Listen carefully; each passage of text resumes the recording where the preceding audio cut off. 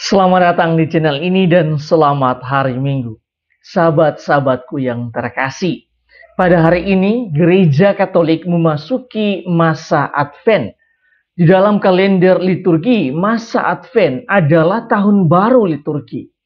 Hari ini adalah langkah pertama bagi umat Katolik untuk berjalan menelusuri peziarahan di dalam tahun liturgi yang baru.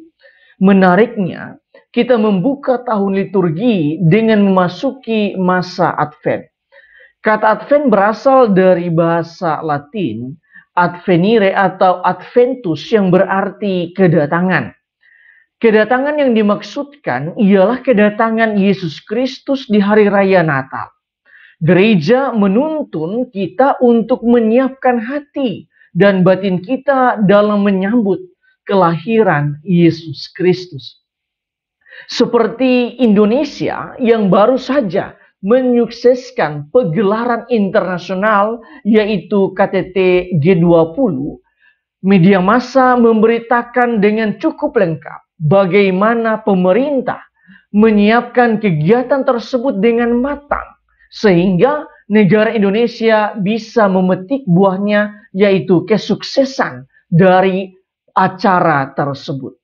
Kita dapat belajar dari peristiwa ini, yaitu ketika kita begitu serius di dalam masa persiapan atau penantian, maka kita pun akan memetik buahnya yang berlimpah di akhir dari suatu penantian. Di dalam bacaan yang kedua, Santo Paulus meminta kita semua untuk menyadari bahwa penantian itu semakin dekat. Ia mengatakan, saatnya telah tiba, kamu bangun dari tidur. Sebab sekarang ini keselamatan sudah lebih dekat pada kita. Oleh karena itu, yang perlu kita lakukan ialah menanggalkan perbuatan-perbuatan kegelapan dan mengenakan perlengkapan senjata terang. Hidup dengan sopan. Jangan dalam pesta pora dan kemabukan.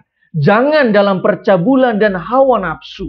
Jangan dalam perselisihan dan iri hati. Tetapi kenakanlah Tuhan Yesus Kristus sebagai perlengkapan senjata terang. Semua yang dikatakan oleh Santo Paulus juga merupakan sikap berjaga-jaga dan siaga. Di dalam bacaan Injil, Yesus juga menegaskan tentang sikap berjaga-jaga. Yesus menegaskan, berjaga-jagalah, sebab kamu tidak tahu pada hari mana Tuhanmu datang. Hendaklah kamu selalu siap siaga, karena Anak Manusia datang pada saat yang tidak kamu duga. Sikap berjaga-jaga ini merupakan antisipasi terhadap pengadilan Tuhan sebagaimana yang digambarkan di dalam bacaan yang pertama. Di sana ditegaskan bahwa pada akhirnya Tuhan akan menghimpun semua bangsa dalam kerajaan Allah yang damai abadi. Pada saat itu Tuhan akan menjadi hakim dan wasit untuk mengadili kita semua. Sahabat-sahabatku yang terkasih, berdasarkan bacaan-bacaan hari ini, marilah kita merenungkan sejumlah remah permenungan. Pertama, di dalam bacaan Injil Yesus meminta kita untuk berjaga-jaga dan siap siaga. Kata berjaga-jaga yang dimaksudkan oleh Yesus bukanlah suatu tindakan pasif, tetapi sikap aktif dari kita para pengikutnya untuk membenahi kehidupan kita di dalam masa Advent ini.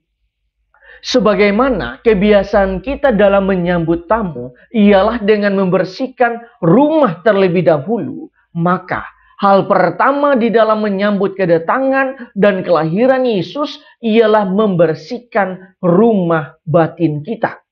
Bukan dengan persiapan lahiriah saja, misalnya dengan pesta pora, baju baru, pohon Natal, kue Natal, dan lain sebagainya. Karena semuanya itu hanya pelengkap saja, bukan hal yang utama. Sepanjang tahun ini mungkin saja kita telah menyimpan sampah di dalam batin dan pikiran kita, seperti dendam, amarah, kebencian, rasa dongkol, dan lain sebagainya. Di masa Advent ini, kita diminta oleh Tuhan untuk membersihkan rumah batin kita dan pikiran kita dari semua sampah tersebut. Adapun cara yang tepat untuk membersihkannya ialah mengampuni dengan penuh ketulisan dan bukan sekedar di mulut saja. Itu artinya kita perlu berjumpa dengan saudara-saudari kita dan memohon ampun serta mengampuni mereka semua. Hal ini tentu saja sangat-sangat tidak mudah. Tetapi kita perlu melakukannya demi menyiapkan batin dan pikiran yang bersih untuk kedatangan Tuhan Yesus. Yang kedua, menyambut kedatangan Yesus bukan hanya menyiapkan batin dan pikiran kita, tetapi juga mengubah pola hidup kita, mengubah karakter dan perbuatan-perbuatan kita. Di dalam bacaan yang kedua, Santo Paulus telah membahasakannya dengan pernyataan yang lebih tegas, yaitu kita perlu menanggalkan perbuatan-perbuatan kegelapan. Yang dimaksudkan dengan perbuatan-perbuatan kegelapan ialah semua perbuatan, semua karakter ataupun pola hidup kita yang telah membuat kita jatuh di dalam dosa yang sesuai dengan pergumulan kita masing-masing. Kita perlu mengubah semuanya itu selama masa Advent ini agar Natal bisa menjadi perayaan yang penuh berkat bagi kita. Dan tahun baru adalah momen untuk memulai lembaran hidup yang baru dengan kepribadian yang baru pula. Ketiga, sebaiknya di rumah kita masing-masing kita memasang juga lingkaran Advent sebagai tanda atau simbol bahwa kita sekarang telah memasuki masa Advent sebagai masa penantian kelahiran Yesus Kristus. Di samping itu, seriuslah melakukan doa dan pertobatan agar batin dan pikiran kita menjadi tempat yang nyaman untuk tinggal dan bersemayamnya Yesus Kristus. Tuhan memberkati kita semua.